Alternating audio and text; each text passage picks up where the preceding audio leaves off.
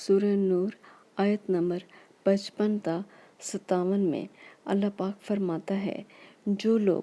تم میں سے ایمان لائے اور نیک کام کرتے رہے، ان سے اللہ کا وعدہ ہے کہ ان کو ملک کا حاکم بنا دے گا، جیسا ان سے پہلے لوگوں کو حاکم بنایا تھا، اور ان کے دین کو جسے اس نے ان کے لیے پسند کیا ہے مستحکم اور پائیدار کرے گا، اور خوف کے بعد ان کو امن بخشے گا۔ وہ میری عبادت کریں گے اور میرے ساتھ کسی چیز کو شریک نہ بنائیں گے، اور جو اس کے بعد کفر کرے تو ایسے لوگ بد کردار ہیں۔ اور نماز پڑھتے رہو اور زکوٰۃ دیتے رہو اور پیغمبر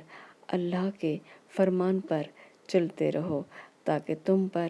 رحمت کی جائے، اور ایسا خیال نہ کرنا کہ کافر لوگ ہم کو زمین میں مغلوب کر دیں گے، یہ جا ہی کہاں سکتے ہیں، ان کا ٹھکانہ دوزخ ہے اور وہ بہت برا ٹھکانہ ہے۔